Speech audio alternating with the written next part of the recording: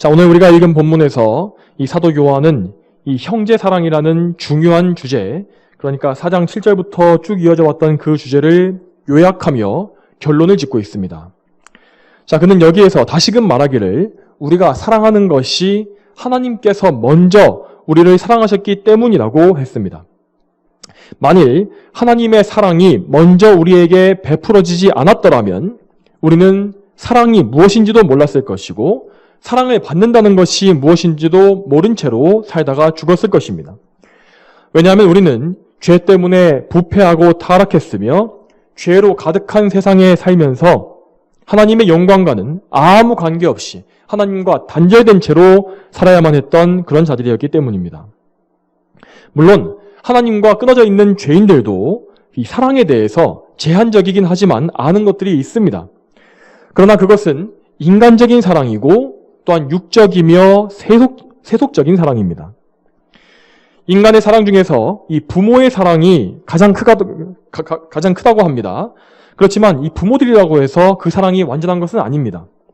가장 좋은 부모라고 해도 때로는 자식이 미운 짓을 할 때 그 자식을 미워할 때가 있습니다. 또 나쁜 부모들은 그 자식을 버리거나 저버리는 일도 하곤 합니다.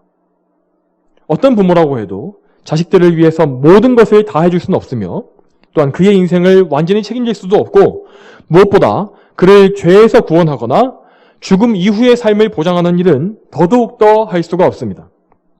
그러나 하나님의 사랑은 이 세상에 존재하는 가장 크고 좋은 사랑보다 더 좋은 완전히 다른 사랑인 것입니다. 우리를 향한 하나님의 사랑은 그분과 원수된 우리를 위해서 자신의 아들을 희생시키신 사랑입니다. 하나님은 그분과 영원한 사랑 안에 있는 유일하신 독생자, 성자 예수님을 죄인들을 대신해서 보내주시고 죄인들의 죄를 뒤집어 씌우시고 그를 대신 벌하셔서 죄의 값을 모두 다 치르게 하셨습니다. 그리고 그 대가를 통해서 죄인들을 변화시키고 완전히 새로운 사람이 되게 하셨으며 생명을 주셔서 하나님 당신과 화목하게 된 자녀들이 되게 하신 것입니다. 이러한 사랑은 오직 하나님 안에만 있는 것입니다. 이 사랑이 우리에게 나타나지 않았더라면 교회도 없었을 것이고 기독교도 이 세상에 존재할 수가 없었을 것입니다. 하나님의 사랑이야말로 우리가 얻은 구원과 이 모든 생명의 근원인 것입니다. 그렇기 때문에 요한은 거듭 이렇게 강조하기를 하나님께서 먼저 우리를 사랑하셨다. 하나님께서 먼저 우리를 사랑하셨다라고 이렇게 말하고 있는 것입니다. 여기에서 우리는 이 하나님께서 우리를 먼저 사랑하심, 이 사랑이라는 이 사랑의 함축된 의미에 대해서 잘 이해해야 합니다. 이것에 대해서 신학적인 어떤 논쟁이 있기 때문입니다. 이 아르미니우스 주의자들은 하나님께서 우리를 미리 아셨기 때문에 우리의 행동과 선택도 미리 아셨고 그래서 우리가 하나님을 믿을 것을 미리 아셔서 구원하기로 예정하신 것이다 라고 그렇게 말을 합니다. 그러니까 그들은 하나님의 미리 아심을 앞세우고 예지를 앞세우고 예정을 뒤에 놓는 것입니다. 그렇지만 성경적인 믿음은 그런 식의 구원 방식을 전혀 가르치지 않습니다. 왜냐하면 죄인에게는 먼저 하나님께 사랑받을 만한 그 어떤 근거도 없기 때문입니다. 아담의 후손으로 태어난 모든 사람은 그 마음속으로 생각하는 모든 계획이 하나님 앞에 항상 악할 뿐이었고 또한 의인이라고 할 만한 사람이 단 한 명도 없다는 것이 바로 성경의 분명한 진리입니다. 이러한 죄악된 상태에서 거룩한 하나님께서 우리를 미리 아신다고 한들 그분이 우리를 기뻐하시거나 먼저 뭔가 사랑해 주실 만한 그런 조건이, 그런 근거가 인간 안에 있을 수가 있겠습니까? 요한복음 15장 16절에서도 분명히 말씀하시기를 너희가 나를 택한 것이 아니라 내가 너희를 택하여 세웠으니 라고 하신 것을 볼 수 있습니다. 그러므로 성경을 바르게 해석하는 칼빈주의 신학에서는 하나님의 미리 정하심, 예정을 먼저 앞세우는 것입니다. 하나님께서는 아무 조건이 없이 그저 그분의 기뻐하시는 뜻을 따라 구원하실 사람과 그렇지 않은 사람, 버리실 사람을 미리 다 정하셨습니다. 그리고 그 모든 사람들의 행동도 미리 다 예정하신 것입니다. 그러므로 하나님의 미리 정하심이 먼저이고 예정을 먼저 하셨기 때문에 모든 것을 아시는 것, 예정과 예지, 이 순서가 바로 성경적인 신학인 것입니다. 그러므로 하나님께서는 오직 그분 안에 있는 영원한 성품, 그 속성인 사랑에 따라서 먼저 우리를 사랑해 주신 것입니다. 우리 안에는 하나님께 사랑받을 만한 그 어떤 조건도 없습니다. 아담의 범죄로 타락해서 형벌과 지옥만을 상속받을 수 있었던 우리가 오직 하나님의 사랑으로 인해 구원을 받고 사랑을 알게 된 것입니다. 이처럼 하나님께서는 먼저 우리를 사랑하심으로 우리를 그분의 백성으로 택하셨고 우리를 불러 모으셨습니다. 또한 그분은 우리가 서로 사랑하는 자들이 되게 하셨다고 하였습니다. 즉 말하자면은 그분은 하나님은 죄인들 중에서 일부를 택하셔서 이 완전히 새로운 그분께 속한 거룩한 새로운 무리를 만들어내신 것입니다. 하나님은 우리를 성령으로 거듭나게 하시고 새로운 피조물이 되게 하셔서 하늘나라의 백성, 그분의 신민으로 만드셨습니다. 우리가 스스로 성도라고 부른다는 것은 바로 이 사실을 고백하는 것이며 또한 우리가 우리 자신이 하나님께 선택되어서 구별된 거룩한 무리에 속하게 됐다는 사실을 입으로 고백하는 것입니다. 여러분 그렇다면 하나님께서 만드신 이 새로운 백성의 특징은 무엇일까요? 이 새로운 백성이라면 어떤 특징을 보여줘야 하는 것일까요? 이 백성은 하나님의 사랑을 깨닫는 사람들이고 그래서 그 사랑을 받아 누리기 이전에 자신이 어떤 상태에 있었는지와 또한 그가 어떤 삶을 살았었는지를 잘 기억하고 있는 사람들입니다. 또한 그들이 어떤 죄에서 얼마나 악한 죄들에서 건진받았는지도 잘 알고 있습니다. 디도서 3장 3절에 이렇게 나와 있습니다. 우리도 전에는 어리석었고 순종하지 않았으며 속았고 여러 가지 정욕과 쾌락의 종노릇하였으며 악의와 시기 가운데 살았고 싫어하고 서로 미워하였다. 이렇게 우리는 우리의 이 과거 상태와 우리의 옛 죄악들을 정말 생생하게 기억하고 돌이켜봄으로써 스스로 교만해지는 것을 피하고 항상 하나님 앞에 겸손해야 합니다. 또한 우리는 우리가 구원받은 이후에 누리게 된 놀라운 영적 특권들과 영적인 상태, 또 하나님께로부터 내려오는 영적인 복락에 대해서도 정말 깊이 깨닫고 있어야 합니다. 그렇게 함으로써 만일 죄에서 구원받지 못한 채 살았더라면 내가 어떤 종말을 맞게 되었을까도 깊이 알게 되어야 하는 것입니다. 이처럼 자신이 받은 사랑에 대해서 정말 성경적으로 지식과 경험을 통해서 깊이 알고 있는 사람은 자기가 엄청나게 많은 은혜를 누리고 있다는 사실을 알기 때문에 그래서 하나님을 더욱더 많이 사랑하게 되어 있습니다. 누가복음 7장에 보게 되면 예수님께서 이 바리새인이었던 시몬이라는 사람의 초청을 받아서 그의 집에서 식사를 하시게 된 사건이 기록되어 있습니다. 그 식사 자리에서 한 여인이 예수님의 등 뒤로 다가왔다고 되어 있습니다. 그런데 그 여자는 과거에 더럽고 음란한 행실 때문에 이 동네에서 정말 소문난 죄인이라고 손가락질을 받던 사람이었습니다. 그렇지만 이제는 그 행실을 회개하고 예수님을 믿고 돌아온 사람이었습니다. 그 여인은 눈물을 흘리면서 예수님의 발을 눈물로 적셨고 또한 자기 머리카락으로 그 발을 닦아드렸다고 하였습니다. 그리고 그 발에 입 맞추고 값진 향유를 그 발에 발라드렸습니다. 이 바리새인 시몬은 이 여인이 율법상 부정한 사람임을 알았기 때문에 마음속에서 이 여인에 대해서 정죄했고 또한 예수님에 대해서도 어떻게 자신이 선지자라고 하면서 저 여인이 부정한 것을 모를 수 있는가? 왜 저희는 내쫓지 않는가? 여인을 내쫓지 않는가? 라고 생각하면서 예수님까지 흉보았습니다. 그러나 예수님은 그 여인이 누구인지 아셨고 그 여인의 회개한 마음을 아셨을 뿐만 아니라 또한 교만한 시몬의 마음까지도 다 알고 계셨습니다. 그래서 예수님은 그것을 다 아시고서 시몬에게 이런 말씀들을 하십니다.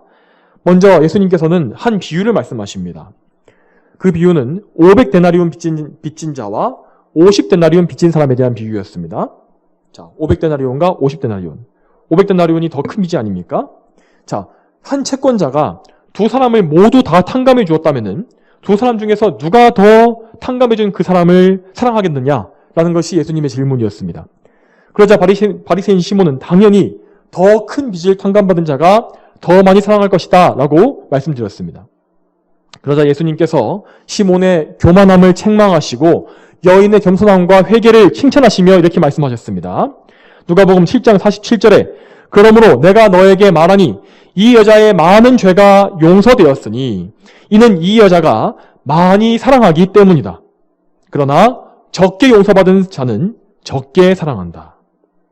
이 말씀 그대로 자신이 용서받은 죄의 엄청난 크기와 그 숫자와 무게에 대해서 깊이 깨닫고 있는 사람은 하나님 앞에 겸손할 수밖에 없으며 또한 주님을 많이 사랑할 수밖에 없는 것입니다.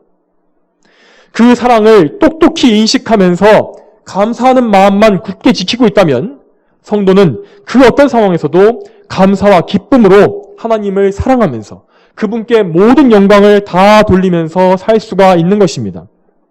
반면에 자기 죄에 대해서 적게 아는 사람은 그 사랑 역시 작을 수밖에 없습니다. 그런데 여러분, 예수님께서 이때 말씀하신 적게 용서받은 사람은 바로 바리새인 시몬을 가리켰다는 사실을 우리는 기억해야 합니다. 적게 용서받았다는 이 표현은 이런 것이 아닙니다. 어쨌든 구원받은 성도이긴 하지만 성도이긴 한데 믿음이 작아서 적게 깨닫고 있다는 뜻이 아닌 것입니다. 이 말은 죄 사함에 대해서 피상적으로 생각하고 형식적인 감사만을 가진 사람을 가리키는 것입니다. 말로는 감사한다고 합니다. 말로는 하나님께 대해서 감사하고 내가 죄 용서받았다고 말합니다. 하지만 그는 진정으로 하나님을 믿거나 사랑하는 마음이 없는 것입니다. 그래서 조금만 형편이 어려워지면 금세 불평과 원망을 토해내고 악을 쏟아내며 평안을 잃어버리는 그 사람이 바로 이런 사람인 것입니다. 그러므로 만일 우리가 이 죄 사함 받은 것에 대해서 큰 감흥이 없거나 혹은 자신이 용서받은 그 은혜에 대해서 그 죄 사함의 은혜에 대해서 가볍게 여기거나 그 은혜에 자주 감사하지 못하고 불평하는 일이 잦다면 저 바리새인처럼 우리도 거듭나지 못할 가능성이 아주 크다는 것을 우리는 알아야 하는 것입니다. 우리는 우리에게 사랑을 알게 하신 하나님의 그 은혜와 사랑에 대해서 영원토록 감사해야 합니다. 하나님께 부름을 받고 성령으로 거듭난 모든 성도들은 이 말하자면 모두가 다 이 죽을 수밖에 없었던 절체절명의 위기, 그 죽음에서 이 죽음을 한번 넘기고 소생한 사람들과 같습니다. 성도들은 정말 죽었다가 다시 산 사람들입니다.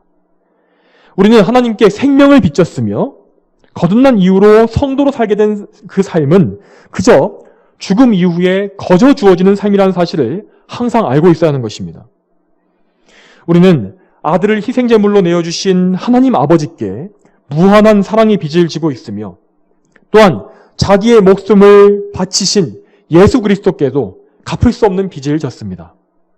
그리고 또한 누추하기 짝이 없는 우리 안에 와서 거하시면서 영원히 우리를 인내해 주시고 보호하시고 인도해 주시는 성령 하나님께도 도저히 감당할 수 없는 은혜의 빚을 매일 매순간 지고 있지 않습니까?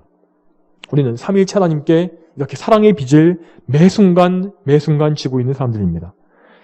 이러한 우리가 이 사랑에 감사하지 않는 것은 정말 말이 되지 않습니다. 또한 이 사랑에 전적으로 감사하지 못하고 다른 많은 상황과 그런 여건들에 대해서 불평한다는 것 역시도 너무나 배은망덕한 일이 아닐 수가 없는 것입니다. 갈라디아서 2장 20절에 이렇게 기록되어 있습니다. 내가 그리스도와 함께 십자가에 못 박혔으니 이제는 내가 사는 것이 아니라 그리스도께서 내 안에서 사시는 것이다. 내가 지금 육체 안에 사는 것은 나를 사랑하셔서 나를 위해 자신을 내어주신 하나님의 아들을 믿는 믿음으로 사는 것이다. 성도 여러분, 여러분은 정말로 그리스도의 피로 죄 씻음을 받았습니까? 정말로 여러분은 성령으로 거듭나서 새 사람이 되었습니까? 그렇다면 여러분은 모두 이미 십자가에 못 박혀서 죽었던 사람들입니다. 거듭남이란 것은 바로 그런 것입니다. 여러분은 이제 나의 삶, 자신을 위한 삶을 사는 것이 아닙니다. 여러분 안에서 그리스도께서 거하시며 여러분을 그의 방식대로 주관하시는 것입니다. 여러분은 그리스도께 연합되었으며 그분을 믿는 믿음으로 하나님 안에서 살고 있는 것입니다. 우리는 이 사실을 항상 기억해야 합니다. 여러분, 우리는 이처럼 그리스도 안에서 새 삶을 살게 된 사람들이며 또한 예수님께 접붙여져서 원줄기이신 예수님께로부터 은혜와 생명의 양분을 공급받고 있습니다.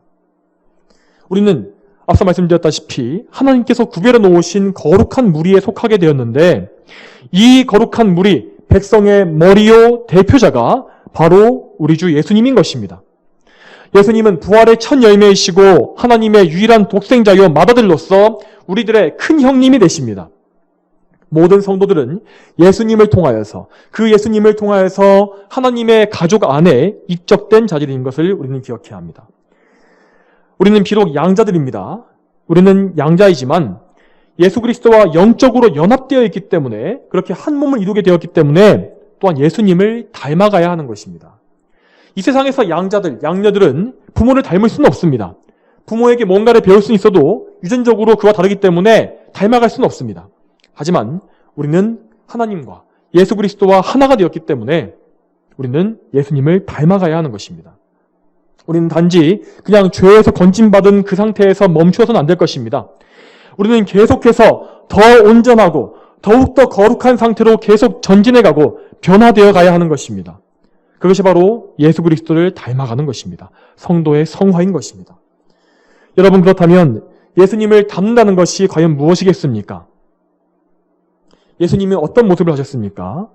예수님은 진실로 마음과 뜻과 목숨을 다하여 하나님을 사랑하셨고 또한 그분의 이웃인 우리들을 자기 자신보다 더 사랑하신 분이셨습니다. 또한 그분은 우리가 서로 사랑할 것을 새 계명으로 우리에게 주셨습니다. 그 예수님께서도 아버지와 똑같이 우리를 먼저 사랑해 주셨고 우리가 아직 하나님과 원수되었을 때에 십자가에 달리셨으며 우리를 위해서 십자가 위에서 기도하셨습니다. 그분은 우리를 용서해달라고 아버지 하나님께 기도하셨고 또한 우리를 용서하시는 데 필요한 모든 조건을 그 십자가 위에서 다 만족시키셨습니다. 그러므로 우리는 이러한 놀라운 사랑을 받은 자로서 예수님의 말씀을 따라 서로 사랑해야 마땅한 것입니다. 20절을 이어서 보겠습니다. 오늘 본문 20절 말씀. 누구든지 하나님을 사랑한다고 하면서 자기 형제를 미워하면 그는 거짓말쟁이니 보이는 형제를 사랑하지 않는 자가 보이지 않는 하나님을 사랑할 수 없다. 요한 사도는 19절에서 하나님께서 우리를 먼저 사랑하셨기 때문에 우리가 사랑을 할 수 있게 되었다고 말한 이후에 20절 말씀을 이어서 말하고 있는 것입니다. 자, 요한 사도는 우리가 사랑을 행하는 것이 이것을 행하는 것이 우리에게 마땅한 일이라는 사실을 여기서 재차 강조하고 있습니다. 하나님의 사랑을 먼저 받았고 또 하나님을 사랑한다고 스스로 말하는 사람 중에서 자기 형제를 사랑하지 않고 미워하는 사람은 거짓말쟁이입니다. 또한 그 뒤에 나오는 21절 말씀에서 요한은 형제 사랑이 주님께로부터 받은 계명이라는 사실을 다시금 또한 강조합니다. 요한은 이렇게 계속해서 반복해서 강력한 언어들로 형제 사랑이 당연한 의무임을 반복해서 말해주고 있는 것입니다. 여러분, 요한이 이렇게 반복해서 강조하는 것이 우리에게 무엇을 말해줍니까? 이것은 우리가 형제를 사랑하는 것이 바로 우리가 성도인지 아닌지를 판별해주는 시금석이라는 것입니다. 시금석이라는 것은 이 귀금속의 순도를 판별하는 데 사용되는 암석입니다. 이 돌멩이입니다. 이 금이나 은 등을 이 시금석에 문지르게 되면 흔적이 남는다고 합니다. 근데 전문가들은 그 흔적의 색깔이나 상태 등을 보고서 귀금속의 순도를 알 수 있다고 합니다. 이와 같이 누군가가 성도인지 아닌지를 판별하는 기준은 그 사람에게 형제 사랑이 있는지 없는지를 보면 알 수 있다는 것입니다. 본문에서 요한은 눈에 보이는 형제를 사랑하지 않는 사람이 눈에 보이지 않는 하나님을 사랑할 수 없다고 말했습니다. 그런데 우리는 아마도 하나님을 사랑하는 것이 형제를 사랑하는 일보다는 더 쉽다고 생각할지 모릅니다. 왜냐하면 하나님은 정말로 선하신 분이시고 우리에게 많은 은혜를 베푸신 분이지 않습니까? 또한 그분에게는 사랑할 만한 성품이 얼마나 많이 있으십니까? 그렇지만 반면에 사람들, 우리의 형제들은 불완전한 죄인이고 또한 어떤 사람은 우리가 싫어할 만한 그런 조건들을 얼마나 많이 갖추고 있습니까? 그래서 우리는 하나님을 사랑한다고 말하더라도 형제 사랑에 와서는 뭔가 핑계거리를 찾으면서 회피하려고 정당화하려고 할 때가 많습니다. 그러나 우리가 간과하고 있는 것은 그 형제들이 죄인이고 아무리 부족하더라도 그들이 모두 하나님의 형상을 따라 지어진 하나님의 형상을 닮은 피조물이라는 사실입니다. 눈에 보이는 하나님의 형상인 형제를 미워하는 사람이 눈에 보이는 하나님을 사랑한다는 것은 있을 수가 없는 것입니다. 감히 그렇게 말할 수가 없는 것입니다. 그렇기 때문에 요한은 형제를 미워하는 자들을 가리켜 거짓말쟁이다 라고 부르는 것입니다. 이 단어는 말 그대로 상습적으로 거짓말을 입에 달고 있는, 즉 양심이 죽은 자라는 뜻입니다. 만일 우리가 교회를 다니고 하나님을 예배하고 찬양하고 기도하면서도 그런 외적인 종교적인 습관을 다 가지고 있으면서도 습관적인 미움과 시기 질투를 달고 있다면, 또한 형제 사랑에 늘 실패하면서도 그 죄에 대해서 아파하거나 회개하지 않는다면 우리도 이러한 거짓말쟁이인 것이 분명한 것입니다. 사랑을 소유하고 있는 것이 구원받은 성도의 기준이 된다는 것은 마태복음 25장 31절에서 46절까지에 나와 있는 예수님의 말씀을 보아도 분명히 알 수 있습니다. 마태복음 25장 31절부터 46절까지에 나와 있는 말씀입니다. 그 말씀에서 예수님께서는 마지막 심판날에 모든 천사들과 함께 내려오셔서 보좌에 앉으시고 모든 민족을 양과 염소 두 부류로 나누어 세우십니다. 그때 예수님께서는 그분의 오른쪽에 세워진 양의 무리를 향해서 이렇게 말씀하셨습니다. 내 아버지께 복받을 자들아, 나와서 세상의 창조 때부터 너희를 위하여 준비된 나라를 상속하여라. 그리고 예수님은 그들이 예수님께 드렸던 그들의 삶 가운데 예수님께 드렸던 사랑에 대해서 여러 가지를 조목조목 말씀해 주셨습니다. 그들은 주님께서 배고프셨을 때에 먹을 것을 드렸고, 목마르실 때에 물을 드렸으며, 병드셨을 때와 옥에 갇히셨을 때에 방문하는 등 많은 사랑을 주님께 드렸다고 칭찬을 받았습니다. 그런데 정작 그 사람들은 주님께 직접 그런 일을 한 적이 없었기 때문에 어리둥절했습니다. 그들이 주님을 직접 뵌 것은 이 때가 처음이었던 것입니다. 그러자 예수님께서는 말씀하십니다. 내가 진정으로 너에게 말하니 너희가 내 형제들 중에 이 지극히 작은 자 하나에게 한 것이 곧 내게 한 것이다. 반대로 왼쪽에 모여져 있는 염소떼에게 예수님께서는 저주와 영원한 형벌을 선포하셨습니다. 그들은 이 성도들과 양떼들과 정반대로 예수님을 전혀 섬기지 않고 예수님을 외면했다는 정죄를 받았습니다. 마찬가지로 그들은 당황해하면서 항변해 모았습니다. 그렇지만 예수님께서는 형제 중에 가장 작은 자에게 하지 않은 것이 바로 나에게 하지 않은 것이다 라는 무서운 말씀을 하시면서 그들을 책망하셨습니다. 이 말씀을 통해서 우리는 우리 주님께서 형제를 사랑하시는 사랑을 실천하시는 것을, 이 사랑의 실천을 얼마나 중요하게 여기시는지를 알 수가 있습니다. 예수님께서는 우리가 형제들에게 행한 모든 선행을 바로 주님 당신께 해드린 것과 같은 것으로 여기신다고 말씀하신 것입니다. 또한 더욱더 중요한 것은 예수님께서 말씀하실 때에 그 우리의 형제들에 대해서 예수님 자신의 형제라 말씀하신 것입니다. 분명히 예수님께서는 너희가 내 형제들 중에 지극히 작은 자 하나에게 한 것이다. 한 것을 바로 내게 한 것이다 라고 말씀하신 것을 볼 수 있습니다. 내 형제, 예수님의 형제인 것입니다. 또한 예수님께서는 요한복음 13장과 15장에서 제자들에게 마지막 남기신 말씀 중에서도 두 번이나 새로운 계명에 대해서 선포해서 말씀하셨습니다. 그 계명은 내가 너희를 사랑한 것과 같이 너희도 서로 사랑하여라 라는 것이었습니다. 이것은 명령으로서 지켜도 좋고 무시해도 좋은 그런 것이 아니라 우리 성도들이 참으로 목숨보다 더 귀히 여겨야 할 생명의 사명인 것입니다. 또한 로마서 13장 9절에는 이렇게 나와 있습니다. 간음하지 마라, 살인하지 마라, 도둑질하지 마라, 탐내지 마라 하신 것과 그 외에 다른 계명이 있더라도 내 이웃을 내 자신처럼 사랑하여라 하신 이 말씀 가운데 다 포함되어 있다. 그리고 갈라디아서 5장 14절에도 온 율법이 내 이웃을 내 자신처럼 사랑하여라 하신 하나의 말씀 안에서 성취되기 때문이다. 이렇게까지 말씀하시는 것을 볼 수 있습니다. 또한 오늘 본문의 저자인 요한사도 역시 우리가 서로 사랑함으로써 하나님의 사랑이 우리 안에 온전히 이루게 된다라고 말하지 않았습니까?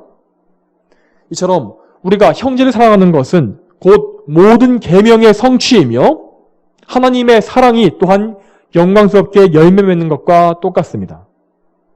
우리가 참된 성도라면 이것을 정말 바라야 하지 않겠습니까? 우리의 평생 소원이 무엇입니까? 하나님께서 영광을 받는 것이 아닙니까?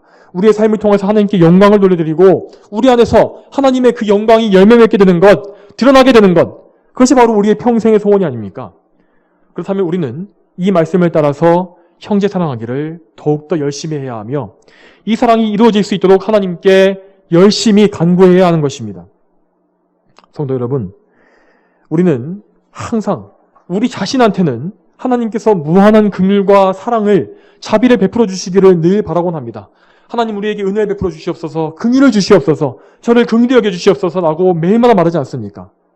그리고 그 간구에 응답하셔서 하나님께서는 항상 우리에게 긍휼과 자비를 정말 많이 베풀어 주시지 않습니까? 우리의 삶은 그래서 하나님의 긍휼로 가득 채워져 있습니다. 그럼에도 불구하고 우리는 다른 사람을 대할 때는 어떻게 합니까? 우리 형제를 대할 때 그 형제 역시 하나님 앞에 긍휼히 여김 받고 있는 삶이라는 사실을 우리는 생각하고 있습니까? 우리는 때때로 형제의 잘못을 보면서 그의 죄를 보면서 우리의 미움과 냉랭한 마음을 정당화시키지 않습니까? 그렇지만 우리 역시 하나님 앞에서는 그 형제와 같이 똑같이 죄인일 뿐이며 잘못한 것이 너무나 많고 용서받을 만한 자격이 없는 죄인에 불과한 것입니다. 또한 우리는 마치 우리 자신만이 하나님의 긍휼을 독차지할 자격이 있는 것처럼 말하고 행동할 때가 얼마나 많습니까? 그렇지만 하나님께서는 그분 안에 있는 모든 자녀들을 동일하게 다 긍휼하심과 인내로 품어주시는 분이십니다. 하나님께서 그렇게 하신다면 나도 그분의 긍휼을 받은 자로서 나의 형제들을, 남들을 긍휼과 사랑으로 대하는 것이 당연하지 않겠습니까? 만일 우리가 긍휼을 구하고 죄 용서를 하나님께 구하면서도 남의 잘못은 용서해 주지 않는다면 우리는 하나님께 아무것도 구할 수가 없을 것입니다. 우리 주님께서도 주기도문에서 기도를 우리에게 가르쳐 주실 때에 분명히 우리가 우리에게 죄 지은 자들을 용서한 것 같이 우리 죄를 용서하시며 라고 말씀하시지 않았습니까? 이러한 말씀을 인정하고 받아들이며 또한 자신에게 이러한 사랑이 없음을 통회하고 자복하는 사람이 바로 참된 성도인 것입니다. 참된 성도는 하나님을 닮아서 그분의 긍휼과 사랑을 소유하게 되면 또한 그 사랑을 가지고 남을 바라보고 남을 그렇게 대우할 수 있는 것입니다. 그렇게 되면 하나님께서 우리를 바라보실 때처럼 형제가 우리 눈에도 사랑스럽게 보이게 될 것이고 그 형제가 천국에서 영원히 우리와 함께 살게 될 영원한 가족들로 여겨지게 될 것입니다. 우리의 피부치인 우리의 가족들보다도 오히려 더 귀한 하나님 안에서의 형제들로 여겨지게 되는 것입니다. 그렇게 되면 형제들의 연약함과 부족함과 죄악도 우리 눈에는 작게 보이게 될 것이고 그런 것을 능히 사랑으로 덮을 수 있는 그런 능력이 생기게 될 것입니다. 베드로전서 4장 8절에 무엇보다도 서로 뜨겁게 사랑하여라. 이는 사랑이 허다한 죄를 덮어주기 때문이다 라고 하신 이 말씀이 바로 우리 안에서 이루어지게 되는 것입니다.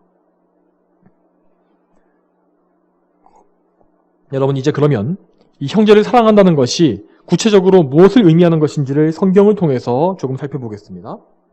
먼저 이 첫째로 소극적인 면에서 부정적인 면에서 무엇을 하지 않는 것이 형제 사랑인지를 성경에서 먼저 보겠습니다. 로마서 13장 10절에 이렇게 나와 있습니다. 사랑은 이웃에게 악을 행하지 않는다. 악을 행하지 않는다. 이 말씀처럼 사랑을 가진 사람은 악의를 품고서 이웃을 대하지 않습니다. 악한 의도와 마음을 숨겨놓고 선한 말을 하거나 남을 해치려는 그런 행동들을 일절하지 않는 것입니다. 비단 그리스도 안에 형제에게뿐만 아니라 우리의 모든 이웃에게 그렇게 해서는 안 되는 것입니다. 우리는 이 세상의 악과 거짓된 것들과 싸우는 삶을 살아야 합니다. 그렇지만 그 악을 이기기 위해서 우리 역시 악한 행동을 하는 것은 안 되는 것입니다. 우리에게 악을 행하는 자들이 있더라도 오히려 그들이 회개하며 구원받도록 기도하는 것, 이것이 바로 이 성도의 사랑이라는 것을 우리는 항상 기억하며 회개해야 할 것입니다. 또한 로마서 12장 9절에는 사랑에는 거짓이 없다라고 기록되어 있습니다. 이 말씀처럼 우리는 형제들을 대할 때 늘 거짓이 없는 진실로만 대해야 할 것입니다. 물론 때로는 진실이라고 해도 남을 상처 주지 않기 위해서 말하지 않아야 할 때가 있습니다. 그렇지만 적어도 거짓이나 위선을 행해서는 안 된다는 것입니다. 특히 우리 그리스도인들은 이 누군가와 대화할 때에 그를 위해서 기도해 주겠다라고 말하는 그런 입버릇이 있습니다. 그런데 만일 우리가 그렇게 말만 하고 실제로는 기도하지 않는다면 우리는 그에게 거짓말을 한 것입니다. 그러므로 우리는 항상 그를 위해서 기도한다고 말했다면 그를 위해 기도해 주어야 하고, 또한 우리가 알고 있는 모든 형제들과 지체들을 위해서 기도해야 하는 그런 의무를 다해야 하는 것입니다. 또한 남을 미워하면서도 겉으로만 친절한 체 하는 것 역시 거짓된 행동입니다. 남을 미워하는 마음이 생긴다면 그 즉시 우리는 하나님께 은혜를 간구해야 합니다. 또한 남에게 용서를 구해야 하거나 화해할 일이 있다면 먼저 지체하지 말고 화해하고 용서를 구해야 하는 것입니다. 혹시 우리 안에 거짓과 위선을 취하는 습관이 있고 이것을 감추려고 하는 그런 악한 습관이 있다면 이러한 기질과 성향이 없어지도록 하나님께 늘 간구해야 할 것입니다. 이렇게 함으로써 우리는 항상 거짓이 없는 사랑을 행할 수가 있어야 합니다. 이번에는 이 반대로 적극적으로 형제 사랑이 무엇을 실제로 행하는 것인지를 성경에서 찾아보겠습니다. 베드로전서 3장 8절에 이렇게 나와 있습니다. 서로 동정하며 형제를 사랑하며 불쌍히 여기며. 이 말씀과 같이 우리는 서로를 긍휼히 여기며 동정하는 마음을 가져야 합니다.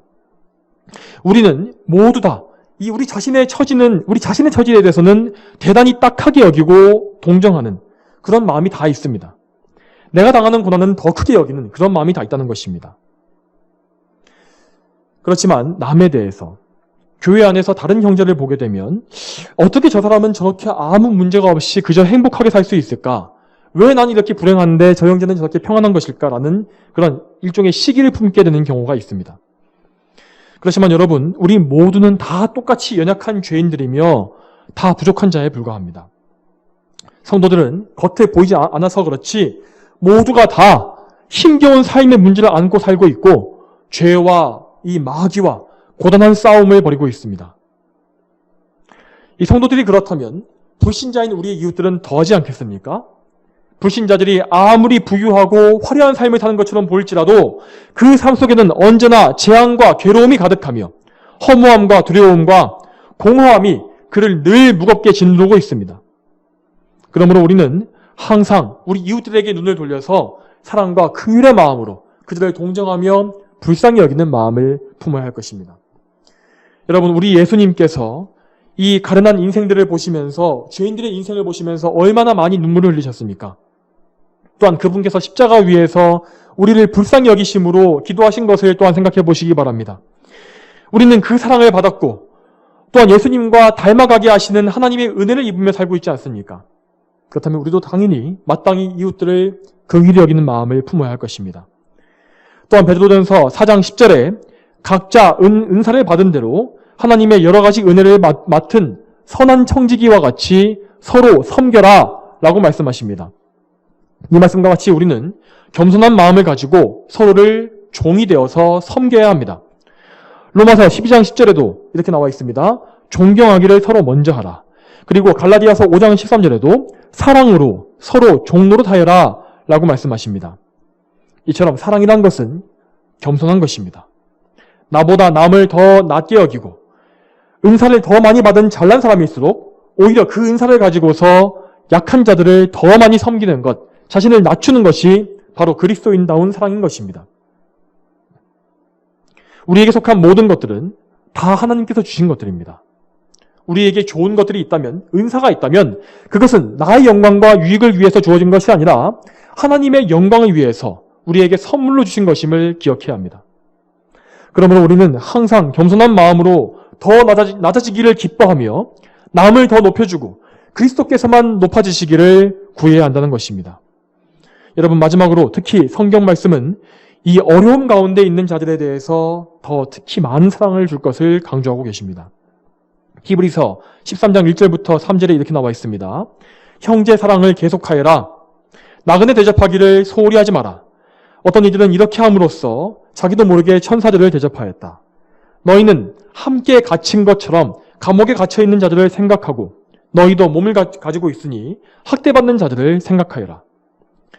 교회 안에 있는 여러 지체 가운데 특별히 지금 현재 환난과 연단 가운데 있는 지체들을 더욱더 많이 위해 주시기를 바랍니다. 성경 말씀은 그렇게 하는 것이 곧 예수님께 하는 것이고 하나님께 빌려드리는 것이라고까지 말씀하고 있습니다. 우리는 욥의 친구들과 같이 그렇게 돼서는 안 될 것입니다. 상처에 소금을 뿌리고 어려움 가운데 있는 사람을 오히려 정죄하고 괴롭히는 것은 결코 성도의 사랑이 아닐 것입니다. 환난 가운데 있는 사람에게 그에게 필요한 것들을 찾아서 도와주며 무엇보다 그를 위해서 하나님 앞에 나아가서 열심으로 간구해 주는 것, 이것이 사랑입니다. 우리들도 언젠가는 형제들의 도움이 필요한 위기에 처할 날이 반드시 올 것입니다. 만일 지금 우리가 어려움에 처해 있는 형제들을 열심히 돕는다면 하나님께서 그 모든 것을 기억해 주실 것입니다. 그리고 나서 하나님께서는 앞으로 우리에게 닥칠 환난 가운데서도 우리가 했던 것과 같이 분명 더 많은 은혜를 베푸실 것이고 도움의 손길도 만나게 해주실 것이 분명합니다. 사랑하는 성도 여러분, 이 성령께서 요한 사도를 통하여서 기록하신 이 말씀을 마음에 새기시길 바랍니다. 하나님을 사랑하시고 또한 하나님께 받은 이 사랑대로 형제들을 뜨겁게 사랑하십시오. 그렇게 함으로써 우리는 이 땅에서 하나님의 사랑을 풍성히 누리면서 많은 열매를 맺게 될 것이고 또한 저 천국에서도 많은 상급을 누리면서 받게 되면서 또한 저 형제들과 함께 영원한 기쁨을 누리게 될 것입니다. 저 여러분 모두가 이 놀라운 사랑 안에서 늘 거하게 되기를 소망합니다. 다 함께 기도하겠습니다. 거룩하신 아버지 하나님, 오늘도 요한일서 4장의 마지막 3절 말씀을 통하여서 우리가 어떠한 하나님의 사랑을 받았으며 이 사랑을 받은 자답게 어떻게 사랑을 행해야 하는지에 대해서 우리가 말씀을 듣게 하시니 감사합니다. 하나님 아버지, 우리가 참으로 냉랭하며 자기중심적이기 때문에 또한 자기만을 사랑하는 그런 기질과 악한 습성이 있기 때문에 남을 사랑하라는 이런 말에 대해서 잘 와닿지가 않고 또 정말 자꾸만 듣게 되면은 그것을 대해서 뭔가 지루하게 여기는 그런 경향이 분명히 있습니다. 아버지여, 저희를 불쌍히 여겨주시고 이 귀중하고 중대한 교리, 이 말씀에 대해서 정말로 사랑하며 또한 정말 우리의 마음속에 새길 수 있도록 주여 인도하여 주시옵소서. 우리의 냉랭하고 이기적인 것을 용서해 주시고 정말 우리 예수님께서 그렇게 하셨던 것처럼 우리는 정말 우리의 머리 늘 곳조차 없이 그렇게 고단하게 산다 할지라도 우리 형제들과 이웃을 사랑하기 위해서 우리의 목숨까지도 바칠 수 있는 그런 뜨거운 사랑을 우리가 가질 수 있도록 해주시기를 소망합니다. 하나님 아버지, 이러한 사랑은 우리 스스로 만들 수 있는 것도 아니고 우리가 스스로 깨달을 수 있는 것이 아닙니다. 오직 하나님께서 우리에게 더 많은 사랑을 알게 하시고 성령께서 우리를 가르쳐 주시고 인도해 주셔야만, 우리를 더욱더 거룩하게 해주셔야만 우리가 이런 사랑을 소유할 수 있을 것입니다. 하나님, 우리를 불쌍히 여겨 주시옵소서. 우리를 불쌍히 여기시고 하나님의 사랑 안에 늘 거하게 하시며 이 형제 사랑의 열매를 정말 이루게 하심으로 말미암아 정말 아버지여, 주님의 그 놀라운 사랑이 우리 안에서 성취되는 것을 우리가 이 삶 속에서 볼 수 있도록 인도하여 주시옵소서. 감사드리며 예수 그리스도의 이름으로 기도 올립니다. 아멘.